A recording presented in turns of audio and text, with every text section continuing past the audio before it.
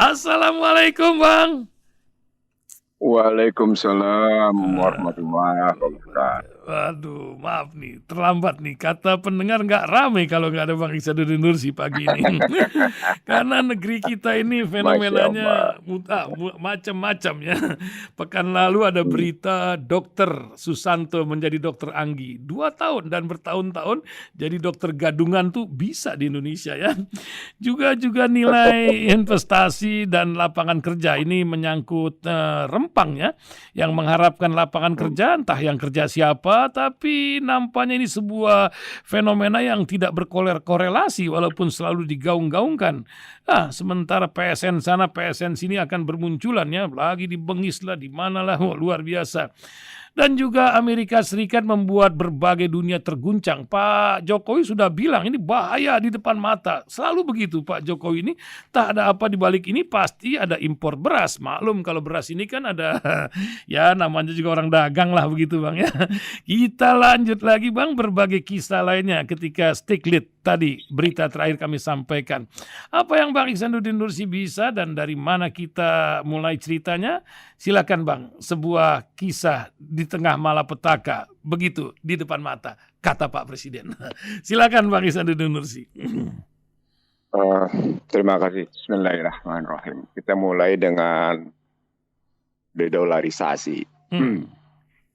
Ketika eh, akhir Agustus, eh, Brazil, Rusia, India, China, dan Afrika Selatan melakukan pertemuan di Johannesburg dan 6 negara mendaftar untuk ikut bergabung. Kita menyebut Indonesia mempertimbangkan untuk ikut bergabung dengan BRIC gitu. Lalu kita melihat terjadi pertemuan KTT ASEAN di Jakarta dengan tema epicentrum growth gitu. It's matter ASEAN, it's matter epicentrum growth gitu ya. Dan kelihatan yang dibahas cuma satu. Tema sentral bukan cuma satu. Tema sentralnya adalah Indo-Pacific Economic Forum gitu, IPEF di situ. Economic Cooperation antara negara-negara di bawah Indo-Pasifik yang sebenarnya merupakan kelanjutan dari kekuatan dominasi Amerika di ASEAN dalam perspektif ekonomi untuk melawan kekuatan Cina yang sudah demikian jauh berpengaruh melalui Regional Comprehensive Economic Partnership gitu. Pada saat yang sama ketika ASEAN menjalankan pertemuan di Jakarta, di India terjadi, di New Delhi terjadi pertemuan G20. G20 yang kemudian melahirkan apa yang disebut dengan gagas India, Middle East, dan Uni Eropa. Minggu lalu saya sudah menyebut ketika kita menyahuti IPEF itu bahwa ternyata Indonesia dan negara-negara ASEAN sekedar membenarkan, sekedar menyetujui kelanjutan dominasi Amerika di kawasan ASEAN ketimbang ngebangun kawasan yang lebih seimbang dari percaturan ekonomi politik yang terus bergolak di 3 kawasan. Ukraina, Rusia, Laut Cina Selatan dan Selat Taiwan serta Syria gitu. Itu kajian kita kemarin gitu. Nah, tapi dengan menunjuk epicentrum growth, dengan begitu sesungguhnya negara-negara ASEAN menyatakan diri sudah berpihak tetap kepada Amerika. Itu simpulan kita saat itu begitu gitu. Dan dengan begitu berarti negara-negara ASEAN tetap memilih penggunaan dolar. Dan pada saat yang sama KTT G20 di India melahirkan apa yang disebut dengan IMEC, India, Middle East, dan Eropa. Jadi satu gagas baru tentang koridor ekonomi di kawasan itu untuk melawan sesungguhnya Belt and Road Initiative gitu. Jadi artinya Amerika melakukan perlawanan terhadap Barat tepatnya, melakukan perlawanan terhadap BRICS itu melalui 2 jalur. Jalur yang pertama jalur ASEAN, untuk menuju pada posisinya bagaimana ASEAN tetap di mereka. Jalur kedua adalah jalur India, Timur Tengah, dan kemudian Eropa. Dan kebetulan pendekatannya sama. Koridor yang dibangunnya bukan sekedar sama, tapi kereta api dengan juga pelabuhan. Gitu. Dan dari sana, kemudian nggak lama kemudian Indonesia menyatakan ingin bergabung ke posisi OECD, Organization Economic Cooperation Development, yang sekarang juga anggotanya sudah 38. Dengan begitu sesungguhnya gambaran kelihatan bahwa Indonesia lebih memilih menggunakan kekuatan dolar. Lalu pertanyaan berikutnya adalah bagaimana sebenarnya posisi dolar? Saya menyebut bahwa kalau menggunakan indikator Special Drawing Right, ada 3 indikator yang kita pakai. Yang pertama adalah Special Drawing Right. Special Drawing Right itu adalah mata uang IMF. Maka kalau kita menggunakan Special Drawing Right, bobot US dollar makin hari makin menurun. Saya menyebut sudah menurun sekarang tinggal 52,38. Misalnya saya menyebut begitu. Sementara bobot yuan renminbi ada 5 mata uangnya. US dollar, pound sterling, yen, euro money, dan yuan. Dan itu menurun. Dolar, sementara yuan renminbi meningkat. Nah, lalu itu indikator pertama. Indikator kedua adalah soal transaksi perdagangan dan transaksi pasar uang. Di situ kelihatan penggunaan dolar juga tetap menurun di situ. Ada penurunan. Cuma penurunannya tidak terlampau signifikan. Nah, pakai angka statista di situ kelihatan ternyata penurunan dolar itu sekitar 10 sampai dengan 12%, peningkatan yuan renminbi cuma 1 sampai dengan 2%. Nah, indikator ketiga, penggunaan dolar sebagai cadangan devisa. Penggunaan dolar sebagai cadangan devisa. Seberapa banyak negara-negara menggunakan dolar sebagai cadangan devisa. Nah, di situ juga menurun. Sementara yuan renminbi meningkat. Apa indikasinya dari tiga indikator tadi? Indikasinya adalah bagaimanapun diakui pengaruh Cina, pengaruh BRICS itu menguat. Diakui, Pak. Dan kekuatan dolar menurun. Tapi harus diakui bahwa dolar adalah senjata. Di situ ketemu dengan soal inflasi yang tinggi dari Fed. Lalu keluarlah kritik dari Stiglitz gitu. Jadi dari indikator-indikator tadi, dan ini kan penguasaan ini bukan baru terjadi. Ini terjadi sejak Marshall Plan. Jadi kalau kita mau mundurin ke belakang, dolar digunakan sebagai senjata sesungguhnya berlangsung sejak Marshall Plan. Dan terus-menerus dipergunakan sebagai alat untuk mengganggu stabilitas. Saya ngomongnya langsung aja. Nggak pakai teweng aling-aling gitu ya.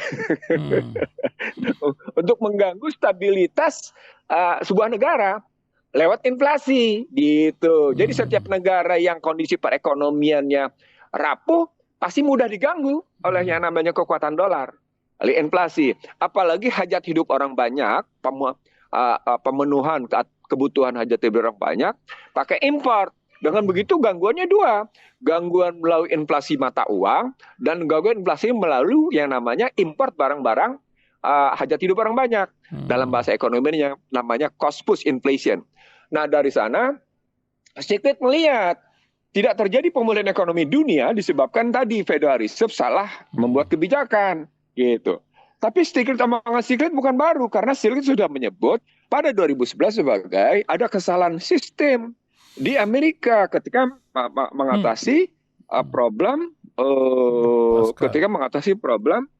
perekonomian yang disebabkan kekalahan perdagangan sehingga mengakibatkan terjadi peperangan perekonomian, perang dagang, perang mata uang, perang perekonomian, perang ICT dan sekarang perang militer gitu. Ada 5 perang. Nah, perang yang terakhir ini, perang militer ini sesungguhnya dalam rangka memperbaiki situasi perekonomian Amerika sendiri gitu. Gitu ngelihatnya.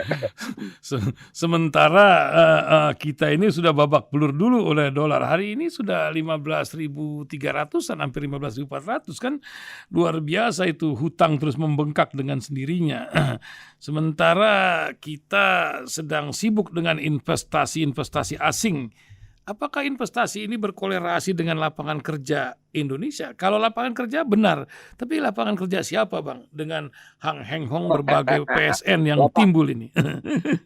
Yeah. Lapangan kerja pun nggak benar, nggak sepenuhnya benar lapangan kerja. Karena kalau menggunakan turnkey project gitu ya, kayak model Cina, kan di bawah tenaga kerja asingnya kalau pakai turnkey project. Jadi nggak benar juga kalau yang namanya investasi asing membuka lapangan kerja. Nggak juga menjadi kenyataan. Nggak bisa juga kita lihatnya begitu gitu. Sementara saya ngeliat investasi asing, perdagangan bebas dan pasar uang, pasar modal, pada hakikatnya melahirkan apa yang saya sebut sebagai teori 7I. Investasi asing pada hakikatnya invasi modal. Invasi modal. Jadi saya menyebutnya 7I kan. Dan ini terjadi sebenarnya sejak yang namanya kita menandatangani KMB. Dan itu terbukti hingga sekarang gitu. Jadi sejak tahun 49, tepatnya sejak awal 50 hingga hari ini gitu ya, tahun 50 hingga hari ini berarti kita sudah terkena 73 tahun. Kita tahu berhadapan dengan 7I, bahwa investasi asing, perdagangan bebas, pasar modal, pasar uang, itu pada hakikatnya adalah serbuan orang-orang asing, serbuan asing terhadap Indonesia gitu. Invasi yang kedua selalu mengakibatkan intervensi, campur tangan. Yang ketiga selalu mengakibatkan gangguan gitu ya. Intervensi, interferensi, lalu mengakibatkan penyusupan. Mau nyusup kemana-mana kan, namanya uang, dia mengalir kemana-mana. Dan itu bukan hanya uang yang mengalir kemana-mana, itu juga orang, itu juga kebijakan. Ini gitu. Cerita, bentar Bang, kita potong cerita penyusupan ini. Saya dengar kabar ini Elon Musk akan masuk ke puskesmas dengan jaringan satelitnya. Ini kan jadi garu-garu kepala kita. Ini kok sedemikian cerdasnya nih pemerintah kok menggait seperti ini, kan aur-auran data kita nanti. Bagaimana Bang? Saya terusin dulu dan nanti baru kita bilang infiltrasinya. Setelah kemudian penyusupan atau infiltrasi itu dilakukan, lalu mereka kemudian mendoktrin, indoktrinasi. Anda harus begini, Anda harus begini. Sama seperti kemarin soal epicentrum growth gitu, soal pusat pertumbuhan. Itu akan kayak gitu ceritanya. Pasti akan begitu kelakuannya. Diindoktrinasi. Lalu kalau tidak begitu, Anda akan ditakut-takuti. Kalau Anda tidak begini, Anda akan begini, Anda akan begini, Anda akan begini. Ini ditakut-takuti. Teori Sandra begitu. Itu yang disebut dengan menjual kecemasan, membeli perlindungan. Ini dia.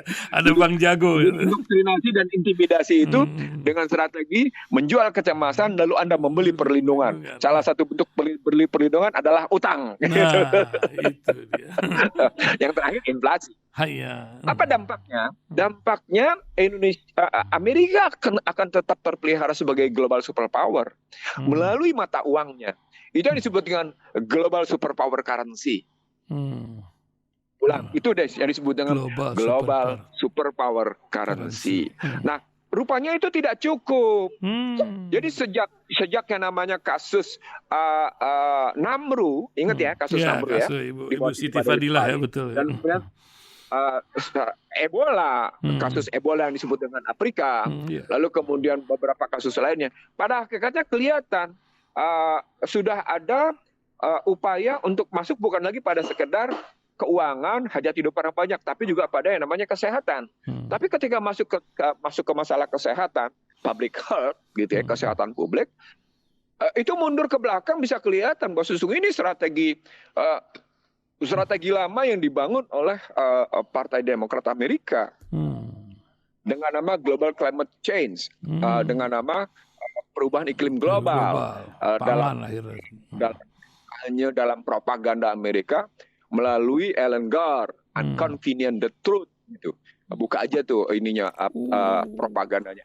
jadi ini The sebuah Truth. skenario berarti ya. Dan Udah ada sebuah dan skenario. itu mereka akhirnya masuk betul-betul ke wilayah kesehatan. Jadi apa Hmm. yang dilakukan Elon Musk adalah sebuah strategi yang sebenarnya strategi lama yang diaplikasikan sekarang lewat teknologi. Hmm. Nanti nih dalam waktu dekat, ketika yang saya sebut pidato saya Hmm. di Koalisi Aksi Menyaksikan Indonesia Hmm. tentang serangan virus baru yang lebih mematikan, gitu ya, Hmm. walaupun penyebarannya kurang, gitu, Ya. itu akan dibuktikan bahwa Indonesia akan tunduk nanti, dunia tepatnya akan tunduk nanti pada serangan virus yang lebih mematikan. Tuh, Dan ya. itu berarti Badan Kesehatan Dunianya kerjasama dengan Dutch Telecom, yang berarti di belakangnya ada sejumlah industri IT yang bekerja dalam hal ini kekuatan keuangan tertentu, akan merajai atau akan mengindoktrinasi, akan mendikte dunia gitu kejadiannya.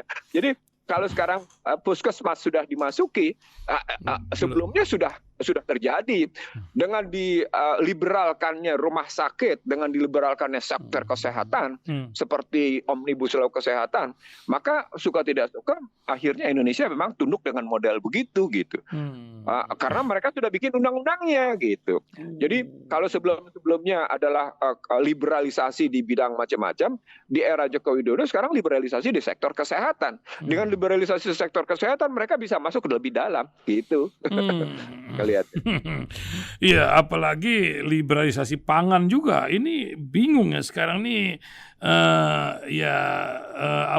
climate change ini betul-betul menyebabkan ya, hari ini masyarakat harga beras itu dari 10.000, 10.500 sudah 13.000 bergerak terus. Nah, apa yang akan terjadi apalagi menjelang pemilu? Biasanya memang beras suka naik ya, di tengah itu ada cerita lain. Tapi kebijakan pangan ini kan menjadi sebuah masalah. Negeri yang katanya agraris ini nyari pupuk susah. Apa Bang masalah di negeri kita ini, kebijakannya kah atau apa penyebabnya tuh? Saya kadang-kadang kok bisa ya negeri Pak Harto dulu segitu-gitunya bisa tuh swadaya pangannya. Bagaimana Bang Ihsanuddin Nursi lihatnya Bang? Setiap menjelang pemilu pasti akan ada lonjakan impor. Ulang. Perhatikan kalimat saya baik-baik. Dulu di 2004 lonjakan impor gula. 2004. Sehingga akhirnya lonjakan impor gula itu mengakibatkan macam-macam gitu ya. Lonjakan impor gula, lonjakan impor beras, lonjakan impor macam-macam deh pokoknya. Gitu. Atau banyak bagi-bagi beras atau banyak bagi-bagi komisi, apa yang terjadi sebenarnya? Nah, artinya di balik asymmetric information atas namanya international trading, gitu ya, di balik namanya financial transaction, di balik namanya trading transaction. Jadi begini, saya akan kemukakan teorinya Krugman. Paul Krugman, pemegang Nobel Ekonomi juga, yang menyebut bahwa globalisasi itu sesungguhnya melahirkan problematik pada ketimpangan, kayak gitu kata Krugman. Pada teori Krugman menyebut ada ada informasi asimetrik pada setiap yang namanya transaksi ekspor impor. Selalu ada asymmetric information pada setiap transaksi ekspor impor. Khusus untuk impor, kata Krugman, asimetriknya menyebabkan siklus penerimaan Nobel. Tapi untuk ngebongkar transaksi perdagangannya, Krugman di sini punya kajiannya lebih dalam. Ketika terjadi impor, maka transaction cost atau biaya transaksi itu merupakan nilai lebih yang mengakibatkan pihak-pihak tertentu menerima keuntungan, menerima margin yang luar biasa yang mengakibatkan ketimpangan, katanya. Di situ kemudian keuntungan margin yang lebih itu, kata Krugman, sesungguhnya dibebankan kepada masyarakat dan dinikmati oleh segelintir orang. Itu teorinya Krugman begitu gitu. Nah, itulah makanya setiap yang namanya menjelang pemilu pasti gelombang impor meningkat. Artinya disusahkan dulu, nanti ada orang baik gitu ya. Ini kan susah nih harga naik, nanti ada orang baik yang turun gitu. Jadi nanti akan ada bagi-bagi duit gitu, akan ada biaya transaksi pada politik yang disebabkan ada biaya transaksi perdagangan impor tadi gitu. Yang pertama adalah transaksi import, cost transaction-nya, dipakai marginnya, marginnya dipindahkan ke dalam transaksi politik. Halo, halo, tut. Teleponnya keputus. Ya kita coba lagi berhubungan dengan Bang Ihsanuddin Nursi. Ngapa ini keputusnya? Ya para pendengar radio dimanapun Anda berada, pukul 8.36 waktu pagi hari di studio kami. Buat pendengar di seluruh jagat raya, apa kabar pendengar kami di New Zealand? Sehat selalu menjelang siang hari. Ya salam dari kambing-kambing di New Zealand sudah saya sampaikan buat pendengar hasilnya. Ya begitulah kisah dari Meksiko juga Ukraina. Apa kabar di Turki, Algeria, Rumania, Iran? Pendengar kami ada Cie di sana. Juga di India, negeri namanya Reunion juga ada yang dengar di sana. Cina, Chechnya juga di Switzerland, Saudi Arabia, South Africa, United Kingdom, Taiwan, Italia, Kanada, juga di Australia. Ya sudah terhubung lagi Bang Fahri? Belum ya, kita tunggu lagi Alkisah Sapa kami buat pendengar di seluruh jagat raya. Di United States ada puluhan pendengar di sana. Nampaknya ada pejabat Deplu nih yang ngirim kemana-kemana ya link kita ya. Hampir ada di 37 negara. Masya Allah. Para pendengar radio dimanapun Anda berada, pendengar Israel kemana nih hilang hari ini ya. Nampak suka timbul dia sekali-sekali. Kita akan terus temani Anda berbagi kisah di pagi hari ini. Dikabarkan dari Radio Silaturahim untuk Islam yang satu, untuk Indonesia yang bersatu. Para pendengar radio dimanapun nampaknya Bang Fahri lagi kutak-katik. Itu apa digigit binatang si hitam itu, kepala hitam bukan ya. Kita coba bergulir lagi berita-berita pagi hari ini. Bergulir kisah pagi ini bersama Bang Ihsanuddin Nursi. Ini kalau tidak selesai ini susah dicari judulnya nanti waktu di YouTube nih Bang Ihsanuddin Nursi ya. Kita coba, nampaknya baterainya habiskah? Wallahu a'lam bissawab. Nanti Bang Fahri akan coba lagi. Sementara saya masuki berita-berita dari mancanegara dulu. Belum terhubung ya Bang Ihsanuddin Nursi. Nanti kalau terhubung kita akan breaking news ya. Ya lebih baik pukul 8.38 kami akan lanjutkan berita-berita dari mancanegara. Kami masuki Voice of America berikut ini. Dan tentu saja secangkir kopi pahit kita badalkan. Yang sudah siap kopinya, ayo kita bareng-bareng minum kopi tanpa gula. Tanpa gula cing, itu yang penting ya. Jangan sampai racun masuk ke dalam tubuh kita. Siapa Anda adalah kopi apa yang Anda makan ya. Kopi bukan abal-abal ya. Para pendengar radio dimanapun Ibu Alicia Kurnia Leila, apa kabar Bapak Aris Setiowarsono? Betul ya.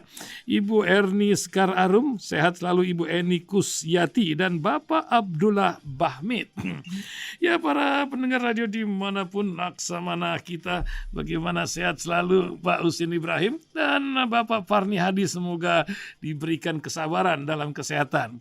Para pendengar radio, secangkir kopi pahit akan kita badalkan untuk kita semua. Bismillahirrahmanirrahim. Masya Allah. Itu yang enak ada kopi pahit. Secangkir kopi nampaknya telah membuat hubungan kita terhubung lagi dengan Bang Ihsanuddin Nursi. Kita tunggu dulu sebelum Voice of America, kita lanjutkan bincang kita dengan Bang Ihsanuddin Nursi lagi. Lanjut Bang, Assalamualaikum. Lanjut lagi. Siap. Jadi pasti setiap pemilu gitu ya, pasti akan peningkatan impor. Seperti juga di Amerika. Ya, itu digoyang-goyang itu handphonenya supaya biaya lobby dari Mbak ini nggak sama. Begitu juga. Halo, Bang. Terus putus, Bang. Halo. Halo. Halo. Putus, Bang.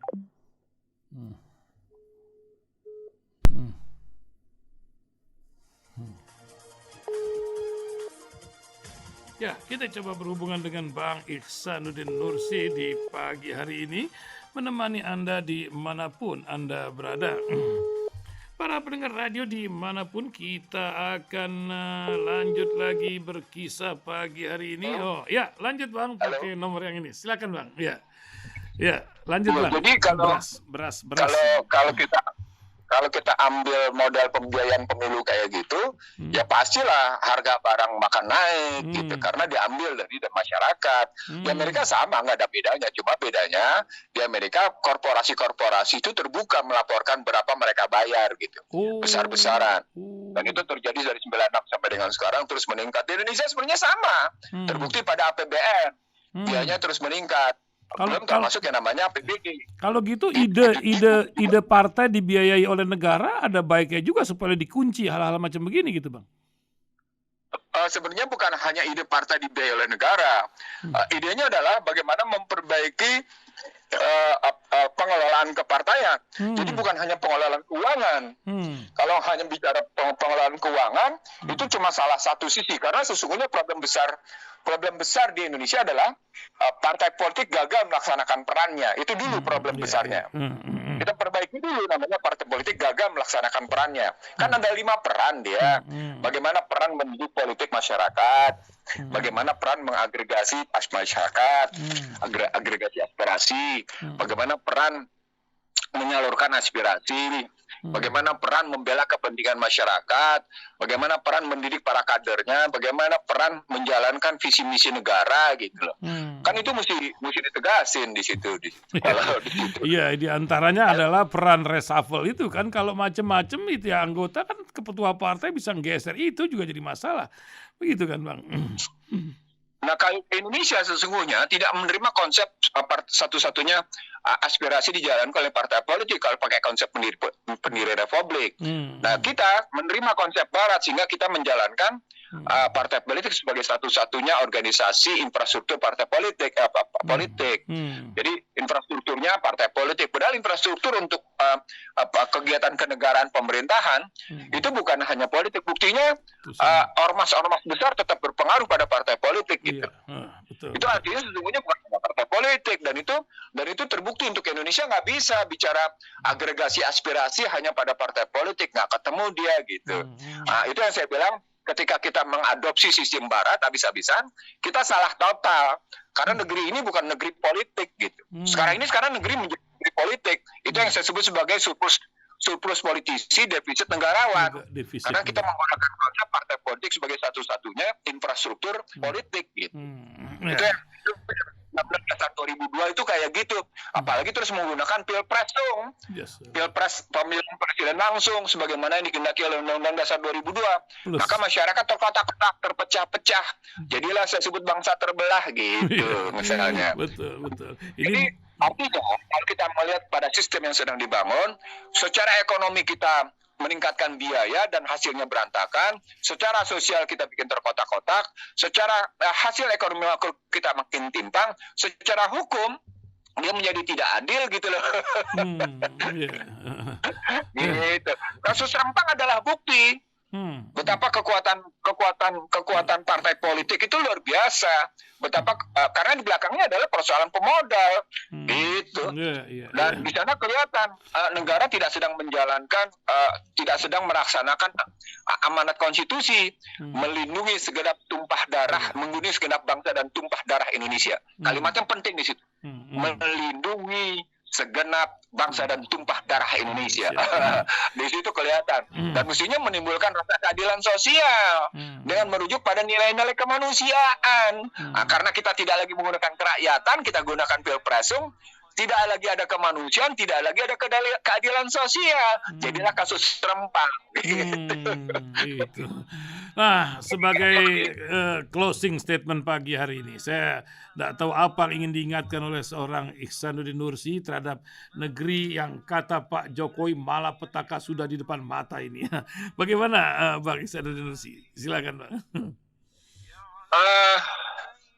Kan ucapan malapetaka di depan mata ini sesungguhnya menggambarkan apa yang disebut oleh banyak politisi sebuah negara dalam keadaan darurat. Artinya negara dalam keadaan darurat sudah di depan mata. Itu makanya beberapa kali saya menyebut belum tentu pemilu 2024 ini akan berjalan. Oh.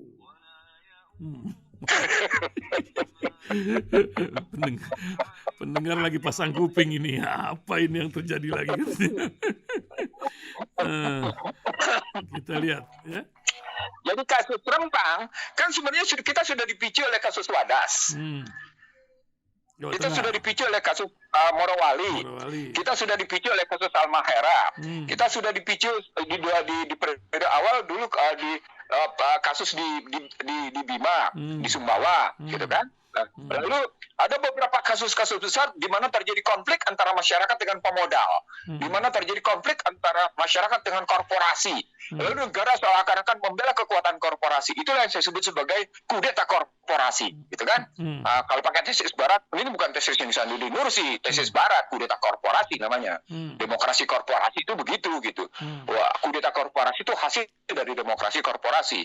Nah, kalau kemudian terus-menerus dilakukan kayak gini, mestinya kita ingat bagaimana ya namanya Wall Street diduduki berbulan-bulan dari September sampai dengan November, sehingga Stiglitz menyebut sebagai bentuk kegagalan sistem di Amerika, yang Ihsanuddin Nursi menerjemahkan sebagai sebuah bentuk sistem dari kegagalan sistem politik, kegagalan sistem ekonomi, kegagalan sistem hukum. Dan hingga hari ini terbukti kegagalan sistem itu tetap berlanjut, gitu. Menariknya, kita sedang menapaki kegagalan sistem itu, gitu. Itu. Mengerikannya. Hasbi Jadi Allah. sesungguhnya inilah kesempatan kita bermuhasabah diri. Bagaimana kita segera punya keberanian untuk melihat di mana kekurangan kita, di mana kelebihan-kelebihan kita. Masyarakat memang euforia, berpesta tentang bukan berpesta, bergembira tentang ikut memilih. Tapi masyarakat pada saat yang sama, dampak dari situ karena mereka punya subjektivitas atas pilihannya, mereka juga terjebak ke dalam pengotak-kotakan, kadrun, cebong, kampret, buzzer, influencer dengan segala macamnya. Bahkan kemudian secara terbuka menyebut kami siap untuk menghadapi kaum radikal dengan viral. Itu kan menunjukkan konflik sosial secara horizontal tinggi. Kasus Rempang, Morowali, Halmahera atau beberapa tempat adalah kasus konflik vertikal. Tapi pada saat yang sama, gitu ya, apalagi itu di Rempang disebut sebagai PSN, proyek strategis nasional, itu berarti vertikal. Tapi ketika kita sebut terjadi konflik antar masyarakat, itu konflik horizontal. Nah, kalau vertikal dan horizontal terjadi, maka yang terjadi memang negara dalam keadaan darurat. Nah, itu yang mesti segera kita atasi. Saya kira masih ada negarawan di Indonesia, tidak hanya politisi. Dan kita berharap negara-negarawan inilah yang menyelesaikan masalah dengan menyadari bahwa kita telah menapaki jalan yang tersesat. Amin. Subhanakallahumma wa bihamdika asyhadu an la ilaha illa anta wa astaghfiruka wa atubu ilaik. Assalamualaikum warahmatullahi wabarakatuh. Waalaikumsalam warahmatullahi wabarakatuh.